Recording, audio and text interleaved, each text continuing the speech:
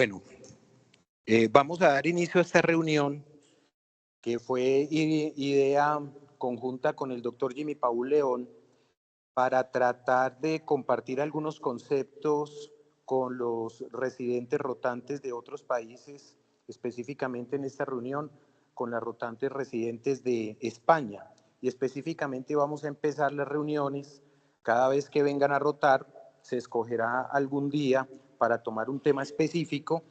Ustedes saben que ellos tienen mucho interés en venir a ver la parte de trauma y por eso quisimos escoger inicialmente el trauma penetrante abdominal.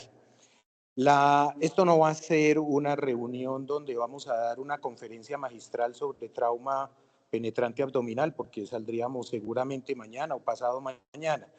Entonces va a ser un caso muy ilustrativo, muy pedagógico, nada evaluativo, solamente queremos compartir conocimiento con ustedes de la manera como se maneja el trauma penetrante abdominal en sus instituciones. Por eso, más que mi voz, quiero escuchar la voz tanto aquí de los presentes como de los participantes, tanto docentes como residentes de los diferentes hospitales que nos acompañan en este momento. La modalidad va a ser muy sencilla, es un caso clínico que tuvimos acá hace algunos años y se va a presentar a manera de línea de tiempo cómo ocurrieron los hechos durante la línea de tiempo en ese caso. Y entre cada diapositiva o en cada presentación se van a hacer algunas preguntas de las cuales pues estaremos muy interesados en saber cuáles son sus opiniones y cómo, para compartir conocimiento, cómo actuarían en cada paso del caso clínico. Entonces vamos a dar inicio, si hay posibilidad de que Ana nos podamos presentar de pronto a alguno de tus profesores o residentes que esté allá, por favor. Ya. Bueno, el siguiente es el caso clínico. Es un paciente de género masculino de 20 años de edad que recibe una herida por arma de fuego con orificio de entrada entre el epigastrio y el hipocondrio derecho, sin orificio de salida. Ingresa a un segundo nivel de atención, para nosotros es un nivel intermedio de atención, para nosotros alto nivel es el tercer y cuarto nivel, con 15 minutos después del trauma. El manejo en ese segundo nivel, que no contaba con cirujano presencial, es instilar un bolo de 1000 centímetros de solución salina y remitir a tercer nivel. ¿Cuáles eran los signos vitales en este momento del paciente? Una presión arterial de 90-60, con una hipoventilación del predominio izquierdo, con una temperatura de 35 grados centígrados y un sangrado oscuro escaso por el orificio traumático de la pared abdominal entre epigastrio e hipocondrio derecho. El tiempo de llegada al tercer nivel fue de 20 minutos. En esta instancia, quisiéramos preguntarle qué opinan primero del manejo prehospitalario que se le dio a este paciente. Empecemos nosotros por este lado. Doctora, cuéntenos cómo ve este paciente.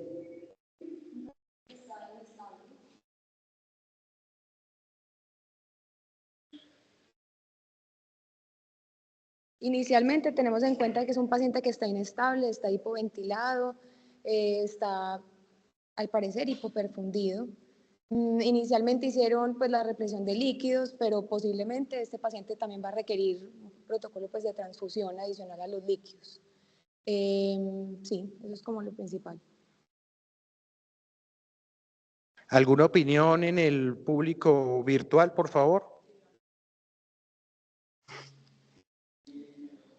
Esa temperatura de 35 se podría haber controlado, ¿vale? Porque viene con una hipotermia de 35, probablemente con un shock hipovolémico, y la temperatura ya está demostrado que debería de ser superior porque esa temperatura lo que puede hacer que el paciente esté coagulopatía.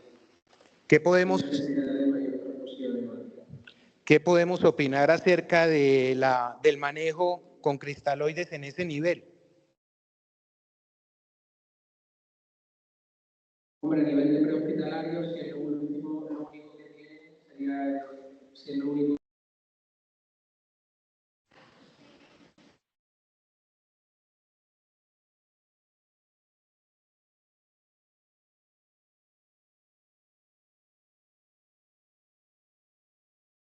Ya veremos si plaqueta o plasma, pero realmente sangre, porque parece que eso es hipovolémico.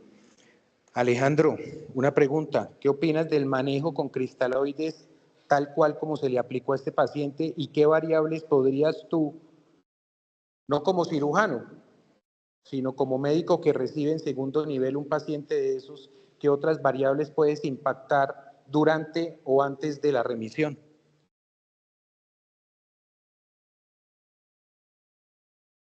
Serían los signos vitales, la frecuencia cardíaca, como más o menos intentarle calcular el tipo o el grado del choque en el que está el paciente para definir el volumen de líquidos que le voy a administrar al paciente.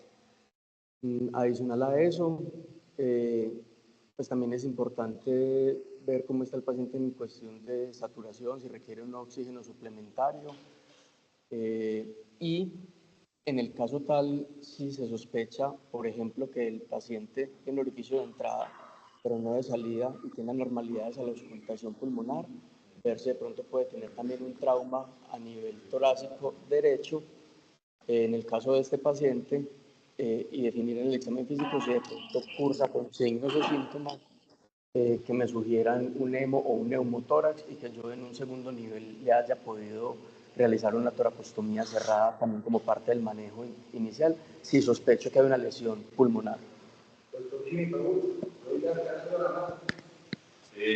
Bueno, o sea, hay que evaluar muy bien el estado hemodinámico del paciente para definir, probablemente con una herida por proyectil de arma de fuego, yo tengo que pensar que el paciente tiene una herida vascular, entonces debo considerar una reanimación hipotensiva, pues, o permisiva, para que se entienda el término, para llevarlo rápidamente a cirugía. Si no se tiene la posibilidad de cirugía y el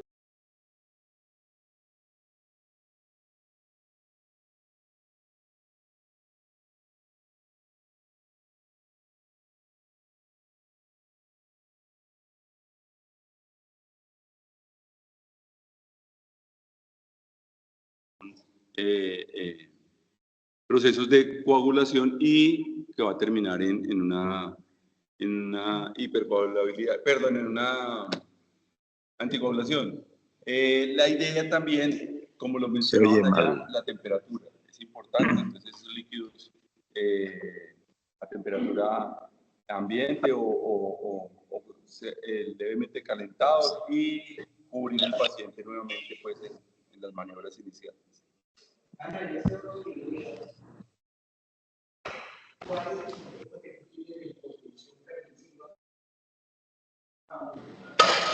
Si esto te parece, este tipo de reanimación está dentro del rango de hipotensión permisiva. ¿No estás de acuerdo con ese manejo métrico? Yo creo que sí, que en este concepto está bien administrar por bolos. Estamos también a 20 minutos solo del centro de tercer nivel, entonces podríamos mantener una sistólica entre 80 y 90 de cara a una cirugía. ¿Presión sistólica o diastólica? Sistólica. ¿Alguna opinión del público? En el chat escriben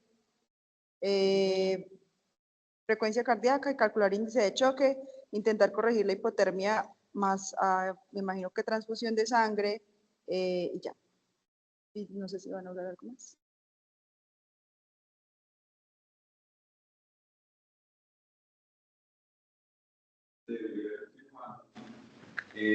La administración de ácido tranexámico. A esas variables en las que nos estamos refiriendo. Entonces, el punto tan importante del doctor Jimmy que decía sobre la hipotensión permisiva. Ya sabemos que el rango tiene cristaloides y desalojan los procesos de defensa Y finalmente terminan desalojando los coágulos y poniendo a resangrar el paciente. Entonces, no, lo que se quiere no es llevar a la normotensión, sino tener una presión sistólica, como dice Ana, entre 80 y 90 milímetros de mercurio a nivel de la sistólica, porque a pesar que la diastólica esté más, obviamente más baja que eso me da presión de perfusión sin sacrificar la perfusión a nivel periférico. Pero entonces, ¿cómo se hace ese tipo de reanimación con hipotensión permisiva? Entonces, el control prehospitalario tiene que estar orientado a 4 pilares fundamentales. Control del sangrado. Obviamente en este paciente no se puede porque es una lesión de torso y no es compresible, como sí puede suceder en extremidades o a nivel de otros sitios anatómicos como es en el cuello, donde en el cuello podemos utilizar sondas de Foley o empaquetamientos en las extremidades o los famosos torniquetes a nivel proximal. La hipotensión permisiva es supremamente importante y ustedes van a ver ahí cuáles son los factores y los mecanismos de trauma por medio de los cuales está indicado y cómo la indicación de la hipotensión permisiva.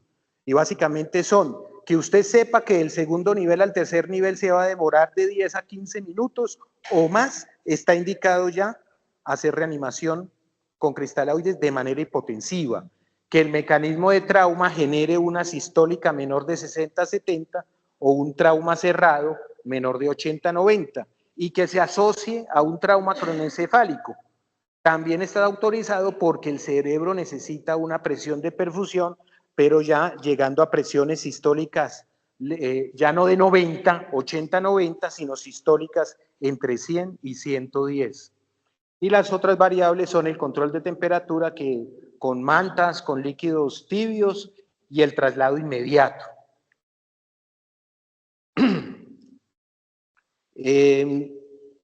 Quisiéramos saber en el público cómo se maneja la fase de reanimación hipotensiva prehospitalaria en sus hospitales.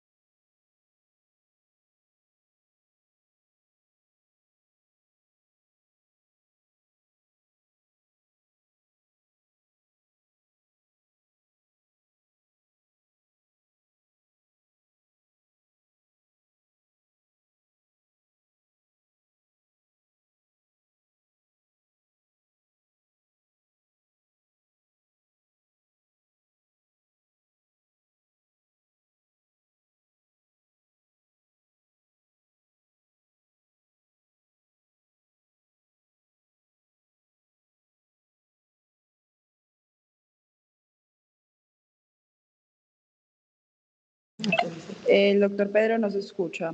Si quiere puede abrir el micrófono.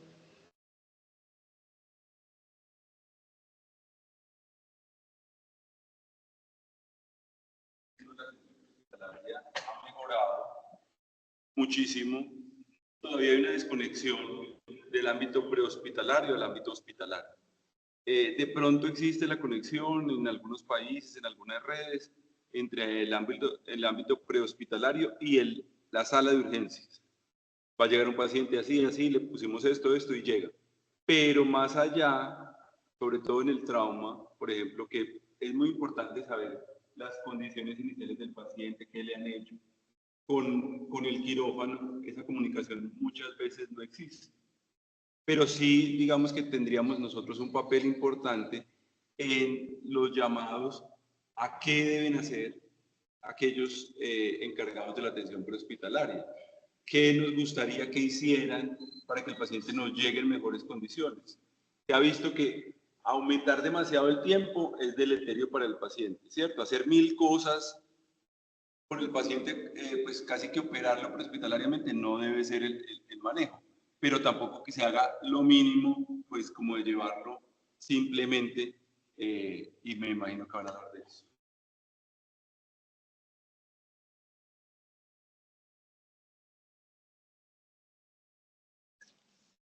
íbamos a ese punto, y es que nosotros sí utilizamos y nos esforzamos en que los médicos generales sepan que es una hipotensión permisiva y no es más que aplicar bolos de cristaloides solamente, no de 1000, sino de 250 centímetros cúbicos en la medida de que haya indicación previamente, como las nombré antes, sino que en el transcurso del transporte o durante el transporte al tercer nivel haya ausencia de pulso radial, pérdida o disminución del estado de conciencia, obviamente en ausencia de trauma craneoencefálico o una sistólica que caiga por debajo de 80.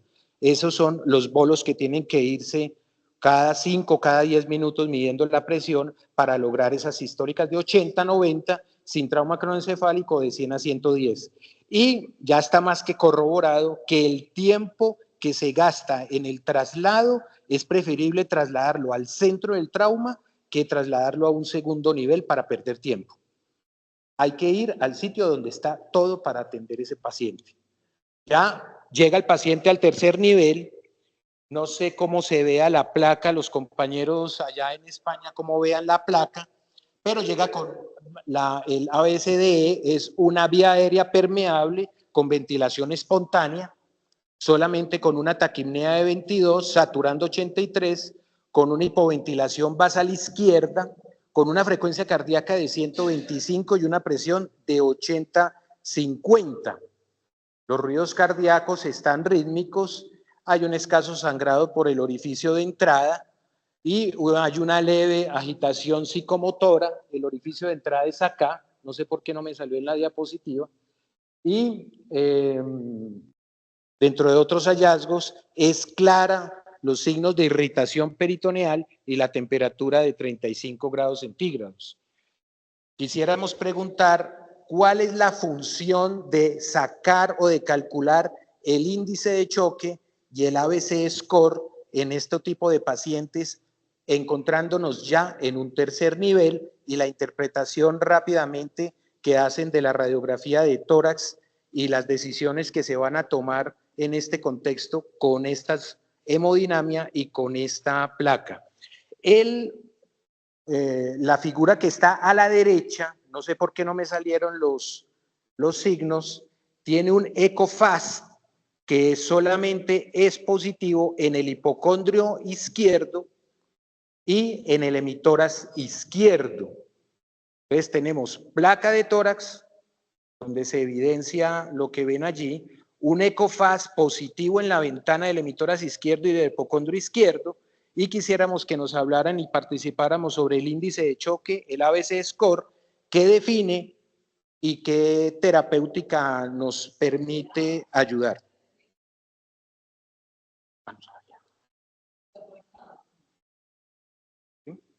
En el AMA, ¿alguien nos puede colaborar con este interrogante? ¿Qué es el índice de shock? ¿Qué es el ABC score? ¿Para qué sirve? ¿Y qué conductas tomarían con ese FAS y esa placa?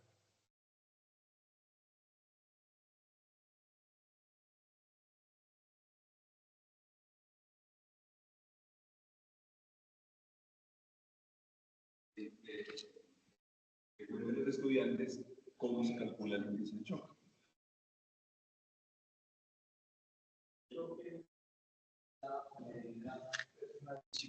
Un resultado que se da de la división entre la frecuencia cardíaca y la presión arterial sistólica. El rango normal es que se encuentre entre 0.5 y 0.7, eso es lo normal.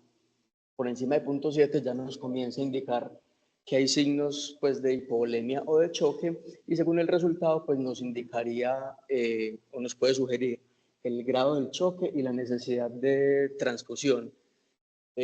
Más o menos entre 0.8 y 1 y 0.9 sería un choque grado 1, si está en 1 ya es grado 2, 1.1 grado 3 y por encima de grado 4.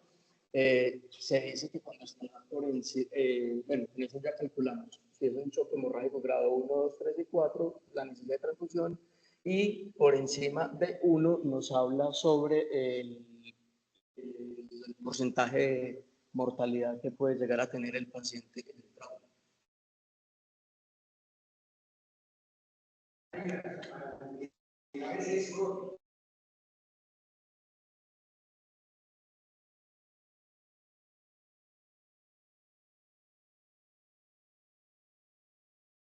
El ABC Score. Hola, buenos días, ¿me escuchan?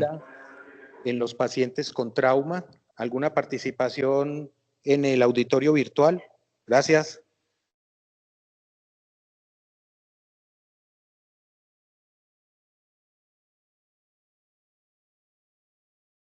Se utilizan 3 variables. Una es que tenga la presión arterial sistólica menor de 90. La otra variable es que tenga una frecuencia cardíaca mayor de 120. Y la otra es que tenga un FAS positivo. Con eso, pues cada uno de los puntos da una sumatoria y con eso también se indica la necesidad de transfusión masiva de hemoderivados.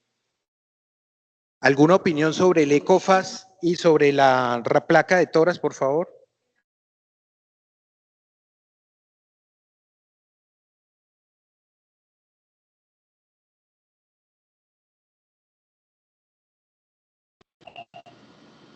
¿Me oyen? Sí, escuchamos. Perdón, hablo desde España, mi nombre es Pedro Yuste. No he escuchado bien el caso desde el principio, y me perdonáis, pero en lo que estáis ahora mismo dirigiendo, no veo bien la placa de toras, no puedo hablar, no puedo ver la placa de toras, pero si hay derrame en la placa de toras, un ECOFAS positivo, tubo de toras, laparotomía urgente, lógicamente activación protocolo de transfusión masiva que tenía que haberse hecho. Muy bien, muchas gracias, doctor Pedro, muy amable por su participación.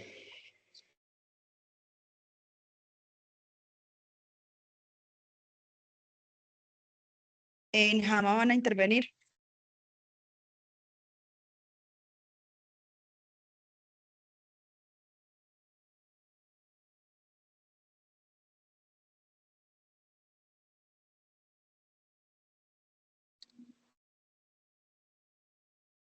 Es un proyectil, ¿cierto? Por arma de fuego, prefigazo hipocondria derecho. Bueno, pues el paciente tiene un índice de shock que no sé cuánto le da, pero pues ya está elevado pues por la taquicardia. Probablemente requiera entonces iniciar un protocolo pues de transfusión pues de trauma masivo. Dice que tiene signos de irritación peritoneal, le habían dicho, en un contexto pues de un paciente que está en choque, probablemente hipovolémico, y además tiene, vemos en la radiografía, el proyectil arma de fuego acá como en la región como diafragmática, pues, o basal izquierda. Es un paciente que requeriría de una laparotomía emergente. Muchas gracias.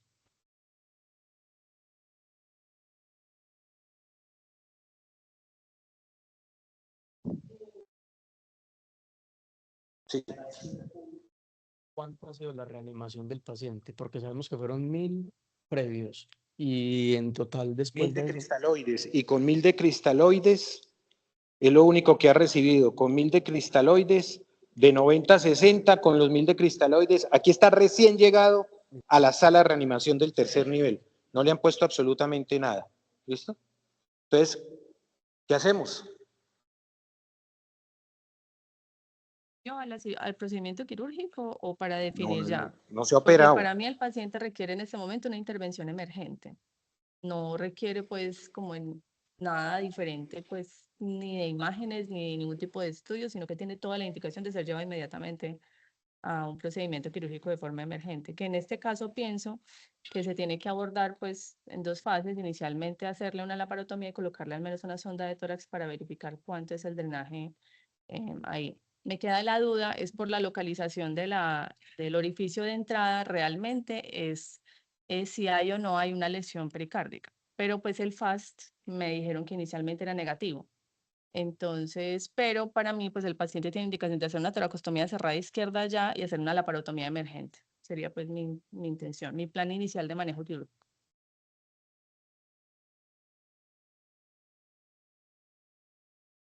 Explico un poquito. Estoy de acuerdo que el paciente es emergente, debe ir a una laparotomía y comparto la posibilidad de hacerle una laparotomía y un tubo a toras izquierdo. El tubo a toras izquierdo se pasa y drena 1500 o 2000. ¿Qué hacemos? Totalmente. En ese caso, pues por eso tiene, lo que pasa es que la duda es dónde está toda la sangre, porque si yo le hago una laparotomía y la sangre no está ahí, pues inmediatamente me tengo que mover a hacer una toracotomía anterolateral izquierda. Sería pues mi intención. ¿Y por qué no colocar un tubo de tórax previo? Lo que pasa es que ese concepto... Pero bueno, por ahora, ¿qué lesiones sospechamos? Herida de hígado, posiblemente, que tenga una herida toracoabdominal izquierda. Lo de los exámenes prequirúrgicos o preoperatorios, siempre los hemos cuestionado si no cambian la conducta. Y el paciente tiene una herida penetrante abdominal por arma de fuego, tiene un choque hipovolémico en estadio 3, tiene hipotermia, que es un signo de mal pronóstico en los pacientes con trauma, pues con sangrado, con choque hemorrágico. Entonces el paciente debe ir a cirugía inmediatamente, casi que sin pasar por exámenes. Si usted sospecha que el paciente tiene una herida cardíaca o que pueda tener una herida cardíaca, en la laparotomía o le hace una ventana pericárdica o le hace una eco intraoperatoria. Pero usted está en capacidad de determinar, cuando haga la laparotomía, de determinar qué tipo de lesiones pueda tener el paciente. Y con respecto a si el paciente drena 1.500 centímetros de sangre por el hemitórax izquierdo, la indicación que nosotros hemos descrito de que el paciente que drena más de 1.500 centímetros de sangre en un tubo de toracostomía, esa indicación de toracostomía es para los pacientes con lesión torácica única. ¿Por qué? Porque aquí puede que la sangre que tenga en el tórax no sea del tórax, sino que sea del hígado, que la presión negativa del tórax la succione y usted la drene a través del tubo de toracostomía. Lo que el paciente necesita es activar un protocolo de trauma, llevarse a cirugía inmediatamente, activar todos los procedimientos de transfusión masiva y una laparotomía exploratoria. Y como decimos nosotros tradicionalmente, PSH, proceder según hallazgos. Entonces no queda duda que todo esto tiene que ser activado. Activación de código de trauma, porque este paciente está atentando contra la vida. Y eso permite activar banco de sangre, por ende transfusión masiva, imágenes, si a alguien se le ocurre, y quirófano listo y activo para recibir el paciente. Que se debe hacer desde el primer trimestre, la administración de ácido tranexámico. Eso ya está demostrado que disminuye el resangrado, que tiene un efecto sobre los pacientes. Se nos olvidó un ítem muy importante, porque ahorita ya no se habla de tríada mortal, sino del rombo letal, la hipocalcemia. El calcio también se puede aplicar en el traslado del segundo al tercer nivel y se gana mucho tiempo. Casi más del 35 a 50% de los pacientes que llegan con politrauma, que activan código de trauma, ya llegan hipocalcémicos y el 35% ya llega coagulopático. Entonces no queda la duda de que hay que activar todo esto. En el auditorio virtual, las personas que nos acompañan de los hospitales externos comentan, puede tener tanto lesiones derecha o izquierda por la trayectoria del proyectil, tubo a tórax izquierdo más laparotomía urgente y reanimar con 111. De otra institución, nosotros colocaríamos tubo de tórax izquierdo más laparotomía con activación previa, protocolo de transfusión masiva. Todos muy de acuerdo con el concepto de nosotros. Totalmente de acuerdo. Después de la transfusión masiva, se encuentra que el paciente tiene una vía aérea permeable, obviamente es quirúrgico, pero estas son las variables que se tomaron cuando estaba terminando el paquete de trauma. La respiratoria 24, saturando 80%, 120 de pulso, no ha variado, y 80-55, solamente subieron 5 milímetros de mercurio. La presión arterial diastólica, porque la sistólica queda igual. Continuamos con la irritación peritoneal y la hipotermia. En ese orden de ideas, ¿qué vamos a hacer en urgencias? O si vamos a hacer algo en urgencias, o todo lo vamos a hacer en el quirófano, o uno de estos puntos lo hacemos en urgencias y otro en quirófanos.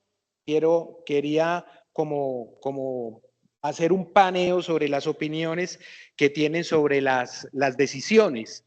¿Cuáles son las decisiones? ¿Lo intuba o no lo intuba? Y si lo intuba en urgencias o lo intuba en el quirófano. ¿Por qué? Toracostomía, sí, no, le pasa el tubo en urgencias o se lo pasa en el quirófano. Con posterior o no traslado al quirófano de acuerdo a lo que drene. O a alguien se le puede ocurrir que alcanza con esa sistólica de 80, con un shock compensado, si así lo interpreta, de hacerle un angiotac emergente sin necesidad de toracostomía. O directamente todos los 3 puntos se llevan a cabo en el quirófano. Quisiera opiniones acerca de esas preguntas, por favor. Muchas gracias.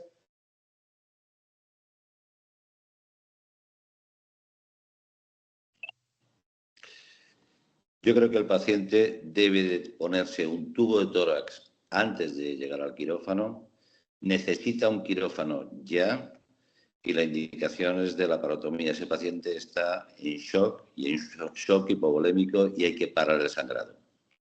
Dependiendo luego de lo que salga del tubo de tórax, podemos ir luego a una toracotomía. Pero, como bien ha dicho alguien, es posible que esa sangre esté viniendo desde abajo y hacia el tórax. Luego la secuencia que a mí me parece más correcta es tubo de tórax en la urgencia, subirlo rápidamente a quirófano y la laparotomía. En urgencias le pasa el tubo de tórax y le drena 1.800 centímetros cúbicos en urgencias. Al quirófano. Estamos tardando.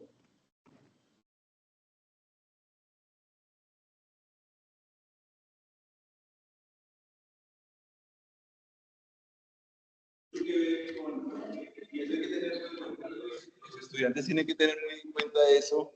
En guías, por ejemplo, americanas hablan de hacer todo en urgencias, pero es que en urgencias tienen un quirófano que tiene angiotomógrafo, entonces tienen todo ahí.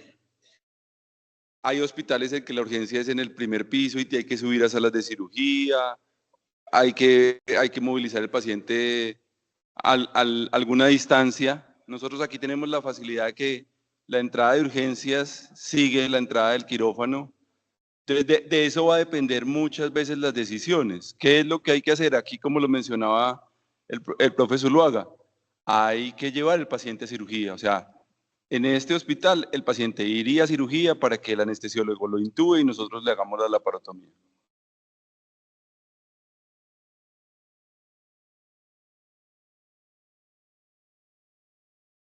En el auditorio virtual, el doctor Manolo, intubación en urgencias, nos interroga, toracotomía sí y a quirófano urgente. Y la otra intervención nos dice todo en cirugía, a considerar incluso autotransfusión. Yo quisiera también preguntar la opinión de la doctora Ivonne. ¿Qué haríamos con este paciente en la sala de reanimación? Nos lo llevamos y en el quirófano le hacemos todo, lo intubamos ahí, le pasamos al tubo a ver cómo se comportó, ¿cómo actuaríamos ahí? Doc, la respuesta nuestra en nuestra institución por escuela, nosotros lo pasamos a quirófano y en quirófano pasamos el tubo e iniciamos simultáneamente entre 2 cirujanos la laparotomía.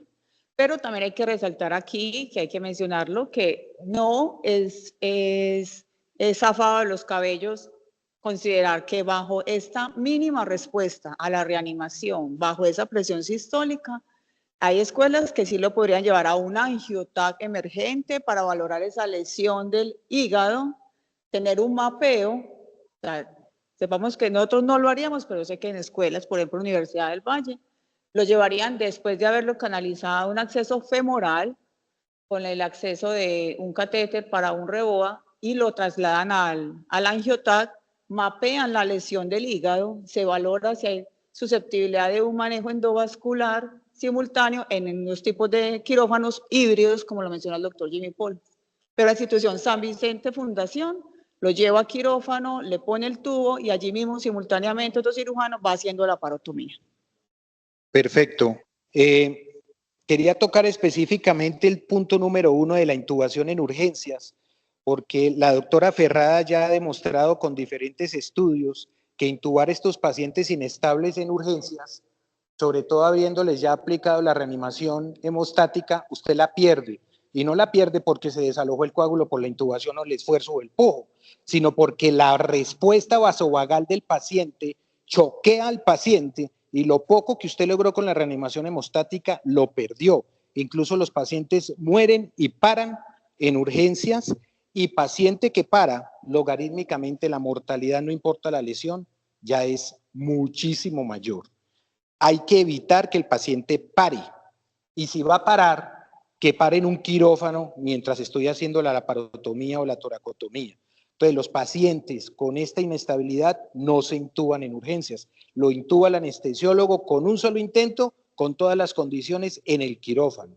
La toracostomía nosotros sí la haríamos acá en el quirófano, precisamente por lo que decían los colegas de que si usted pasa el tubo y le drena 1500, 1800, clampee el tubo y súbase para el quirófano, mientras que si lo pasa en urgencias y usted tiene el recurso de un cell saver, puede recuperar esa sangre y hay quirófano donde usted ya pues puede hacer una toracotomía de emergencia. Eso relaciona a lo que estaba hablando Ivonne, pues si hablamos de esa línea del tiempo y miramos la línea del tiempo, yo creo que este paciente no fue un buen respondedor a la reanimación hemostática ni a la reanimación permisiva. O sea, un paciente no responde a la reanimación, va al quirófano. En este caso, nosotros que no tenemos esa posibilidad de pasar un introductor y poner el REOA, creo que este paciente es un candidato a una toracotomía con clampeo de aorta y hacer el resto de la intervención, hacer autotransfusión y continuar la reanimación en el quirófano, sin intubarlo en urgencias. Pero quería pues como hablar de esa respuesta a la reanimación, porque entonces eso no nos permitiría ir al angiotaque emergente. Exactamente.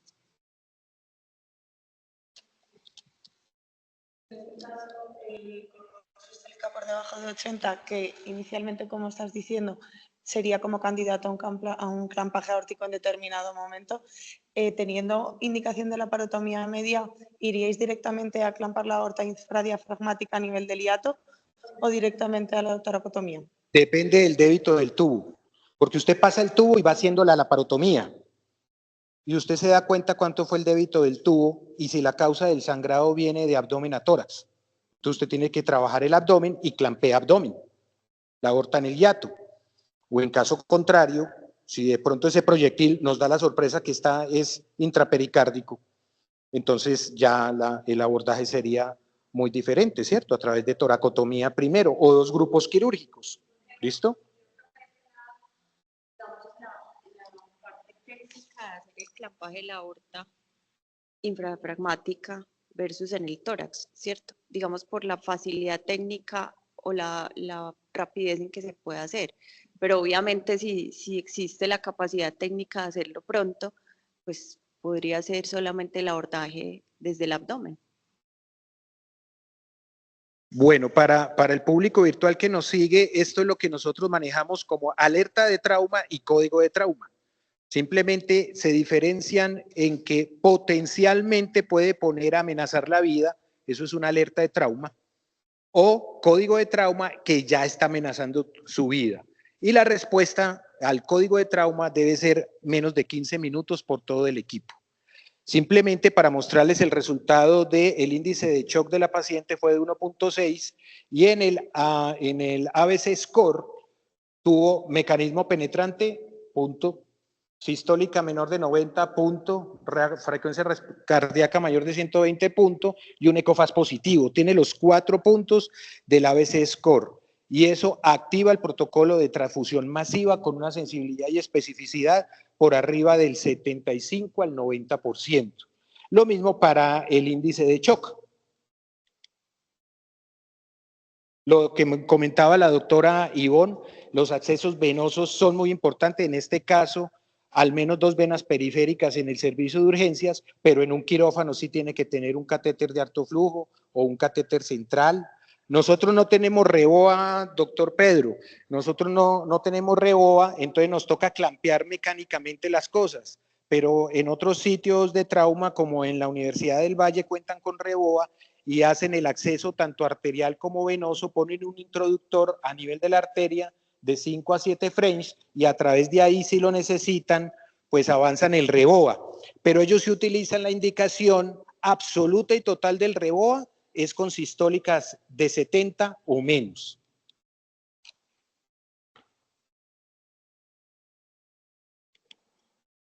Estos son los predictores de transfusión masiva, ahí está el ABC Score, está el TASH, esto se puede leer en cualquier artículo. Entonces, ¿cuáles fueron los hallazgos operatorios para estos últimos 15 minutos? Un hemoperitoneo de 1 litro, un biliperitoneo en el cuadrante superior derecho, una herida de duodeno del 75 al 80% de su circunferencia y un hematoma en la zona 1 retroperitoneal que abomba el ligamento gastrohepático, que es un hematoma pulsátil y que tiene un sangrado intermitente a través del orificio traumático de dicho ligamento. Entonces, ¿de dónde a dónde debe ir esa laparotomía? Se tomó la decisión de empezar por la laparotomía porque al paso del tubo apenas se obtuvo un drenaje de 500 centímetros con terminación del sangrado por ese tubo con 500 centímetros. Se prosigue con la laparotomía y las preguntas son, ¿abordamos primero el duodeno ya que está parcialmente contenido el hematoma? ¿O abordamos primero la lesión vascular y dejamos para en el mismo tiempo quirúrgico, pero diferimos la lesión en el duodeno? ¿Qué zona retroperitoneal es esta? Y al tener la zona 1, la lesión, como bien lo dije, ¿qué lesiones vasculares vamos a sospechar?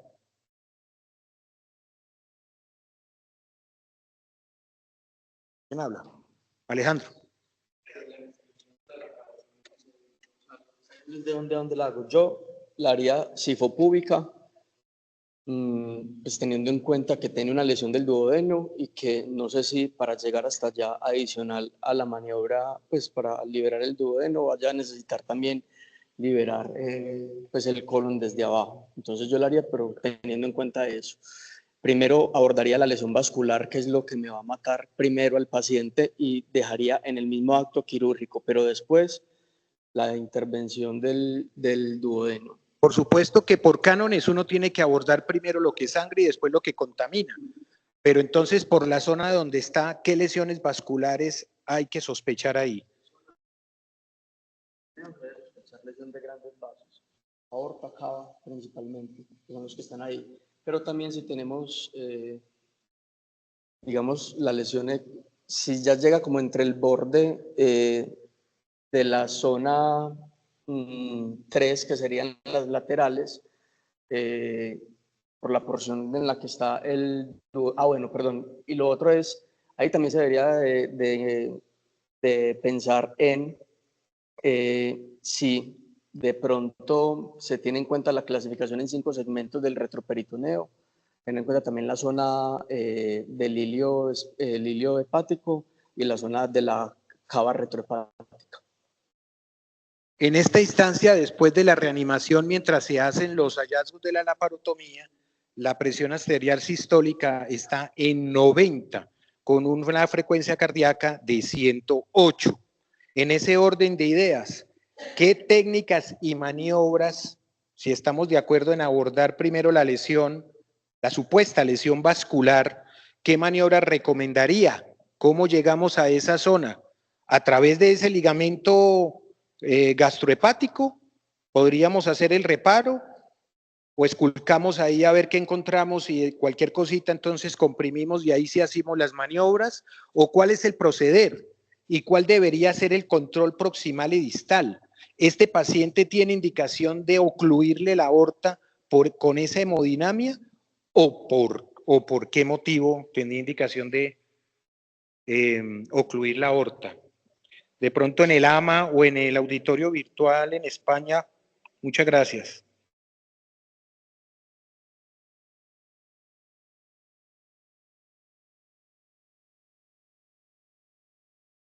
En este caso, por lo que he leído, al ser una sospecha de lesión vascular de la zona 1 supramesocólica, quizá la maniobra de Mattox sería la más adecuada para abordar este tipo de lesiones. Sospechando una lesión de grandes vasos, pues a nivel...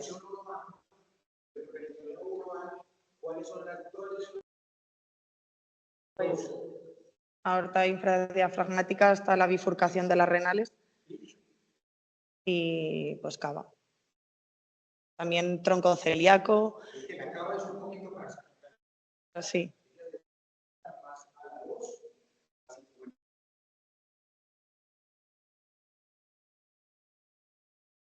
Celíaco también.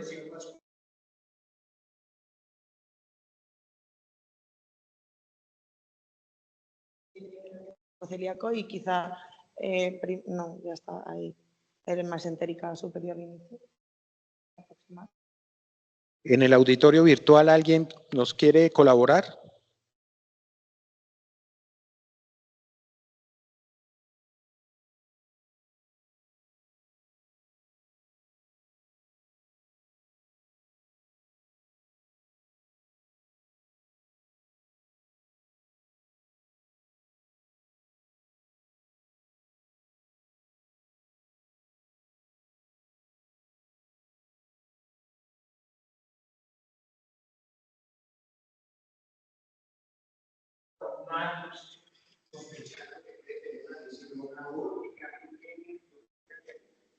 Pues lo primero que yo pensaría es que si tiene una lesión aórtica, entraría a clampar la cava ahí en el diafragma, por ahí. Sí, perdón, la aorta ahí en el diafragma. Y haría un Mattox, definitivamente. Es la mejor manera de abordar eso.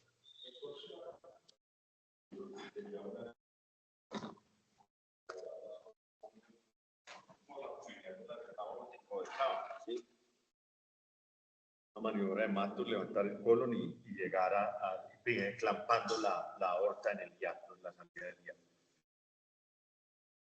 De acuerdo, pero hay que tener en cuenta, o sea, si la lesión es mucho más central, como supuestamente está manifestado, esa es la maniobra. Pero si hay destrucción del hígado, hay sospecha de lesión de las suprahepáticas, se debe entrar al pericardio y se debe hacer un control sin clampaje, un control de la vena cava inferior. No había lesión de hígado. Pericardio, se puede hacer a través del pericardio, usted abre el pericardio y dice que la cava por debajo y deja un basal loop por la posibilidad de sangrado de la cava si tiene destrucción hepática. ¿Por qué? Porque si usted va a abordar la herida y es una herida venosa, el paciente se desocupa mientras usted intenta hacer un control proximal. Frente a lo que comentaban del control proximal, si es absolutamente central, habrá que hacer un abordaje de un clampaje por el hiato y la maniobra de Mattox, un coger y un Mattox para poder abordar el retroperitoneal. Bueno, sí, de acuerdo. Utilizaríamos el ligamento gastrohepático que está para hacer un empaquetamiento ahí de esa zona y poner a uno de los ayudantes a comprimir la zona mientras se va liberando con la maniobra de Mattox. Totalmente de acuerdo en que ocluiría la aorta debido a la zona retroperitoneal donde está, y específicamente la doctora lo ha dicho, es la zona 1A o zona supramesocólica. Bueno, la lesión es una lesión, afortunadamente, con un tronco celíaco de casi 2 centímetros, como dicen los anatomistas, de 1,75 mide el tronco celíaco, y le pasa de derecha a izquierda y la herida y la bala lo secciona, dejando 1 centímetro del tronco celíaco, y eso es lo que está sangrando. Después de hacer la maniobra de Mattox, el duodeno se deja abandonado, ¿cierto? Y nos dirigimos al foco de sangrado y encontramos una sección del tronco celíaco a 1 centímetro del ostium, a 1 centímetro de la emergencia de la misma. ¿Quién le pone un chon y lo saca a reanimación en la UCI? ¿Quién lo anastomosa? ¿Quién lo liga? ¿O qué otras opciones tenemos? Lesión de tronco celíaco. no de aorta.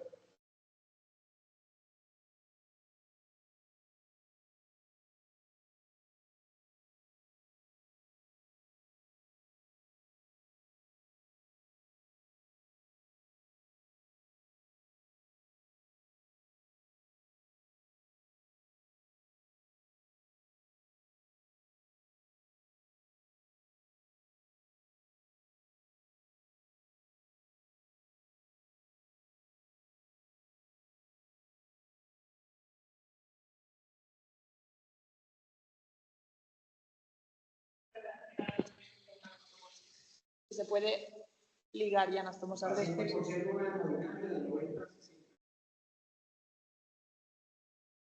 Anastomosis.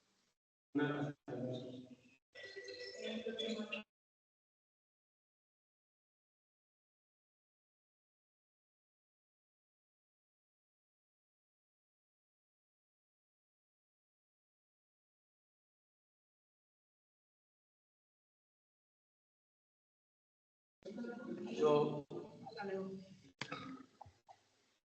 en verdad, en cuanto a resultados o qué les vaya mejor, no sé, porque eso no lo he estudiado, pero pensando en que estamos en una cirugía de control de daños, un paciente que llegó chocado, que si bien está 90-60, pero es que lo estamos haciendo un control de daños, yo le haría un shunt, lo reanimaría y en 24 horas veo si lo puedo llevar a una segunda intervención para reconstruirlo. En el chat virtual, ¿quién quiere opinar? La doctora Ivonne quiere opinar. Estoy acompañada con otro cirujano y las condiciones del paciente me lo permiten, lo ideal sería en ese mismo momento la anastomosis. No desprecio la maniobra de hacer un shunt y llevarlo nuevamente a cirugía, por ejemplo, acompañado de un subespecialista, cirujano vascular. Si esto me tocó en la madrugada, estoy yo sola, entonces un shunt y en 6, máximo 8 horas, no 24, hacerlo el reparo en compañía de un segundo cirujano o en el momento ideal sería con un cirujano vascular. ¿Quiénes abogan en el auditorio virtual por el shunt y quiénes por ligarla? Doctor Jimmy.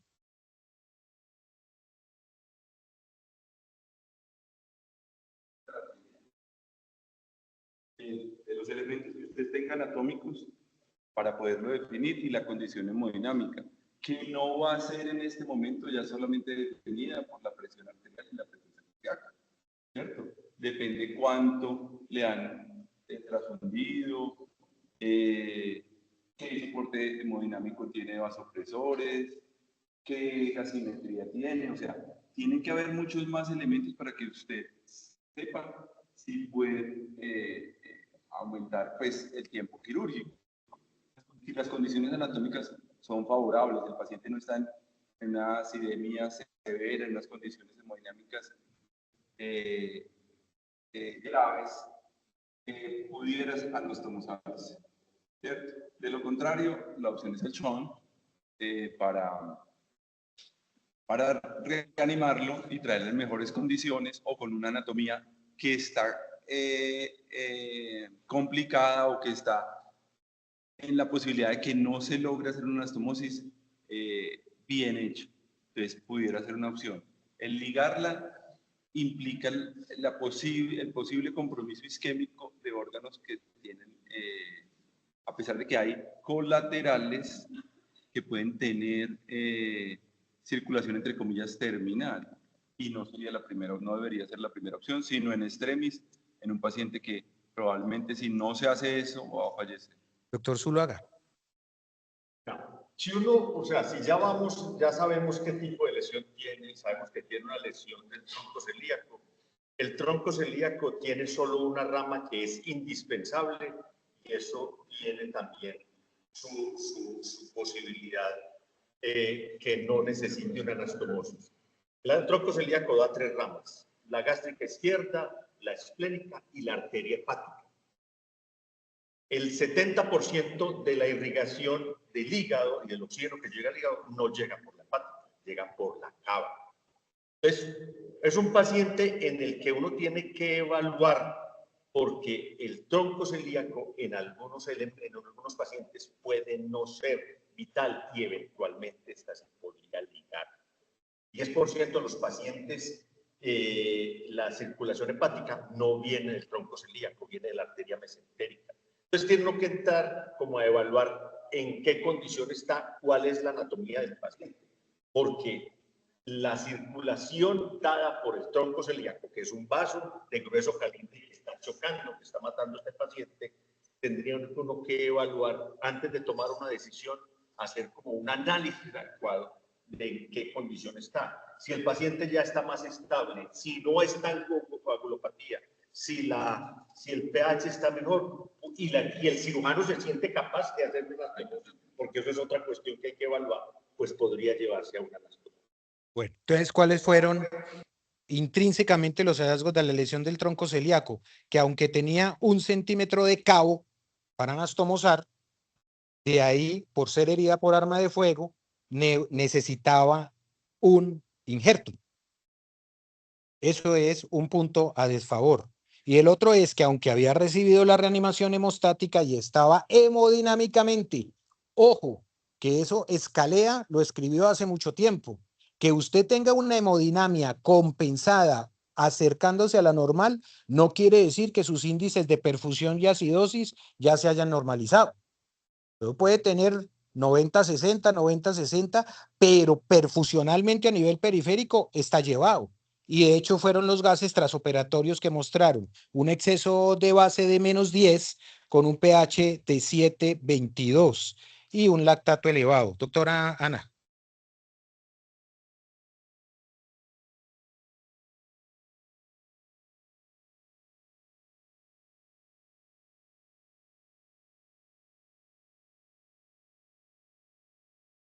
Con esa destrucción también del vaso, porque es una herida por arma de fuego. Hay que sea posible que funcione 6 horas, las que sean necesarias para reintervenir. Pues lo pregunto porque nunca lo he hecho. Es muy difícil meter un chon en una herida por arma de fuego.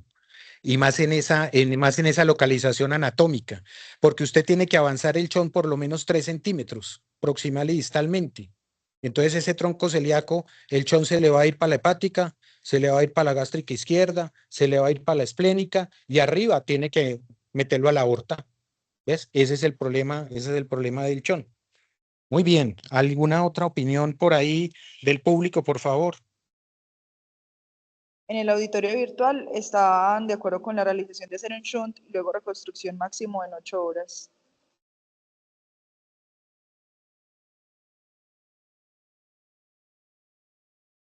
Estamos de acuerdo que la lesión duodenal es una lesión grado 3, ya que es la primera porción del duodeno en más del 50 al 100% de la lesión. ¿Qué haríamos con esa lesión duodenal? Mientras estamos pensando si le ponemos el chon, si la reconstruimos, si la ligamos. Esta es la lesión. ¿Qué haríamos con esa lesión? Doctora Ana, ¿qué haría usted con esa lesión? ¿Qué se le ocurriría mientras el otro está disecando allá el tronco celíaco y la cosa, y tienen un clam allá en el ostium en ese centimétrico que quedó, ya paró el sangrado, ¿cierto? El sangrado ya paró. ¿Listo? El sangrado ya paró porque usted le puso un clan a la aorta y fuera de eso le puso otro clancito, un bulldog al tronco celíaco, no hay flujo retrógrado del segmento distal del tronco celíaco y se encuentra usted con ese... ¿De cuántos centímetros es la...? 80 perímetro de circunferencia destruido por el arma de fuego. 80% de los 360 grados que tiene ese duodeno. Ojo a la gasimetría, ojo al déficit metabólico. ¿Y en qué Rafia, sección y anastomosis. ¿O qué otra opción? Yo creo que con esa circunferencia fricta haría una sección y abandono y una anastomosis gastroyeyunal. ¿En el mismo tiempo quirúrgico? Ya, ahorita. No, como se va a reevaluar, como probablemente haga eso. falta un segundo Totalmente de tiempo para acuerdo, vascular. doctora. Vamos a cortar el tiempo. Grapado proximal, grapado distal, abandonado con su sondita nasogástrica en 48 a 72 horas, de acuerdo a lo que hagamos desde el punto de vista vascular. ¿Listo? Vamos a hacer posteriormente una Y de Rux. ¿Listo? ¿Estamos de acuerdo todos? Sí. O una gastroentero, válido. Claro que ya está reanimado a las 72 horas, ¿no? Ya.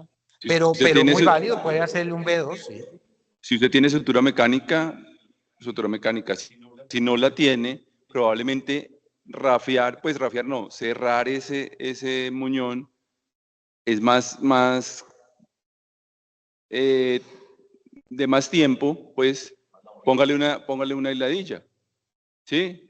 Que lo va a reintervenir en 6, 8 horas.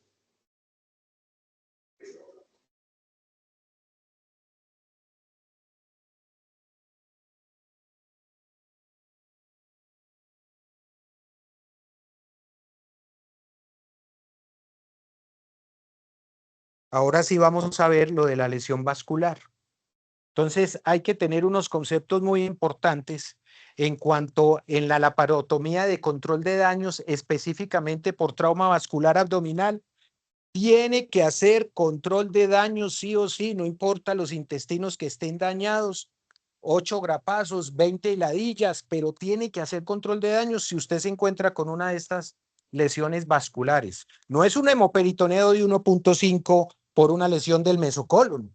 No, es derivado de una de estas lesiones vasculares y que clínicamente el paciente permanezca en coagulopatía o tenga más de un vaso lesionado o una de esas 3 lesiones que vemos ahí, sí o sí tiene que irse de control de daños. Es como activar un código de trauma. Aquí se activa control de daños si usted encuentra una de esas 3 lesiones.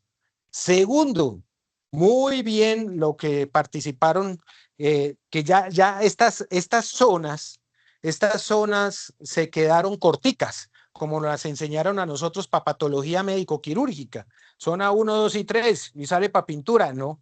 Resulta que para trauma vascular, ya la zona 1 se divide en 1A y 1B. La 1B, pues la inframesocólica, ahí se ven el tipo de lesiones, y se sacaron otras 2 zonas retroperitoneales. La zona 4 para lesiones de hilio hepático y la zona 5 cuando encontramos un sangrado retroperitoneal, estamos posiblemente hablando de una lesión de cava retrohepática. ¿Listo? Entonces, ya son 5 las regiones para trauma vascular. Eso es simplemente para verlas, cada zona qué vasos tiene, pero me parece que la diapositiva más importante es, bueno, esto es para mostrar un chon. Este chon es cortesía del doctor Ordóñez de una lesión de aorta. Y ese chon que usted ve ahí es un tubo de tórax número 28, amarrado con una seda, y mire la destrucción de la aorta. Y ese paciente después pasó con los cirujanos vasculares y se le puso su injerto heterólogo.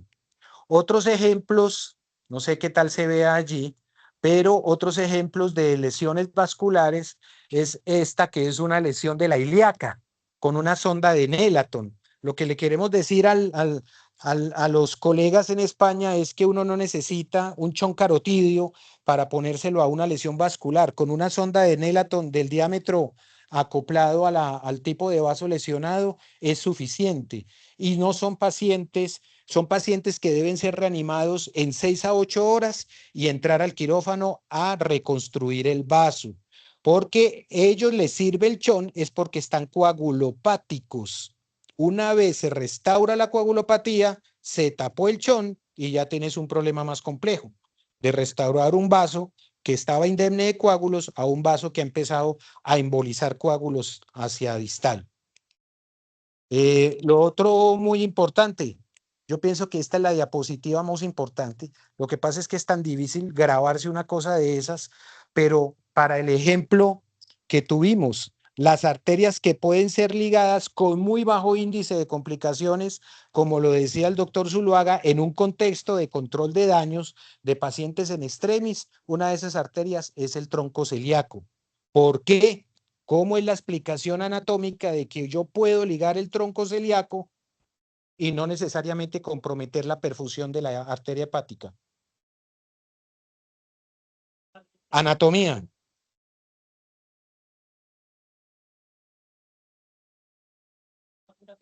No, pero estoy hablando de la parte arterial.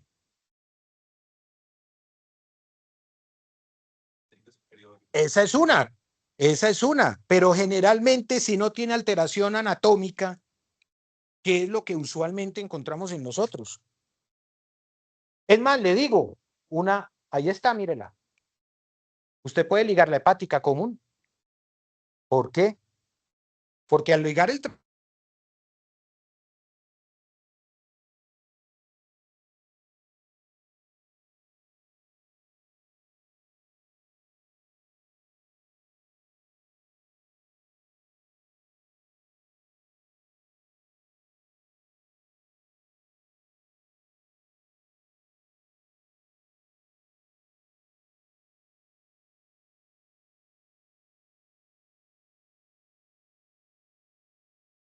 la perfusión del hígado.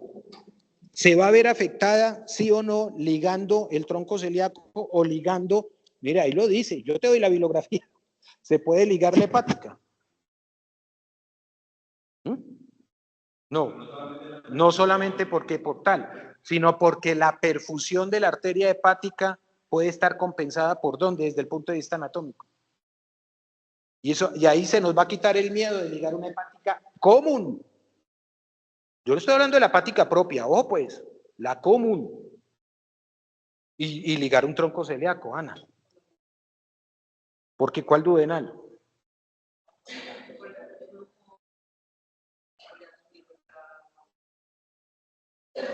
Va bien, va bien. ¿Las qué?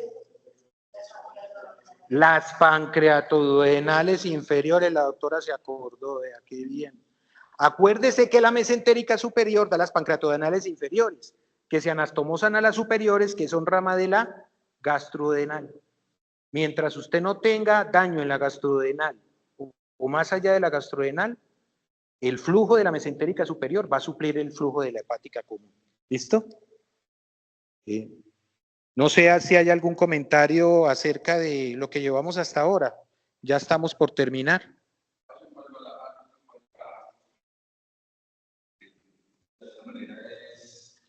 Lo que tenemos, ¿cierto? Uno tiene que tener cuidado con las ligaduras con seda porque esa va a ser un territorio de lesión de la arteria para la siguiente reconstrucción. Hay que tenerlo en cuenta para que el injerto sea lo suficientemente largo. Una opción, si uno tiene tiempo, es un basal loop a través de una sonda de Nelaton y la ligadura se hace por encima de la sonda de Nelaton. O sea, el basal loop pasa a través de la sonda de Nelaton, abraza el vaso y la Nelaton va a ser la que hace fuerza sobre la arteria y se anuda arriba de la Nelaton. Y de esa manera se preserva la pared de la arteria, porque cuando ponemos ligaduras para mantener el chón dentro de la arteria, puede sufrir la pared arterial. Pero digamos que eso es como la parte artesanal del asunto. Los únicos mensajes finales es tener en cuenta que los hallazgos de lesión duodenal son 3 intraoperatorios: un hematoma retroperitoneal de la zona 1, la filtración y el neumorretroperitoneo, la filtración de bilis. Que las maniobras para exposición adecuada y completa duodenal son el coger extendido, entendido hasta el borde izquierdo de la aorta, el Kettlebrush para la aorta en este tipo de lesión a nivel de la zona 1 y la apertura de tanto la liberación del trace como el ligamento gastrocólico para poder exponer las 4 porciones del duodeno. Que las lesiones más frecuentes en trauma abdominal estadísticamente son la cava, las ilíacas y las arterias, en ese orden como están allí apuntados. Y que la indicación absoluta de clampeo de aorta mecánico o por REOA es una sistólica por debajo de 70 en un paciente que usted viene adecuadamente reanimando y no le responde a las maniobras de reanimación. Listo. Y a ver si tienen algún comentario ahí.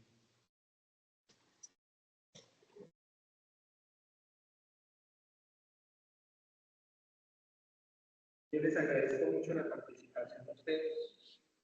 Lo mismo a las doctoras y la participación que tuvieron sus docentes allá en sus respectivos hospitales. Esta es como la primera reunión, como una prueba piloto, digámoslo así, de otras que van a seguir. La próxima le toca a la doctora Camila Mejía. No, mentira. Muchas gracias, damos por finalizada la reunión.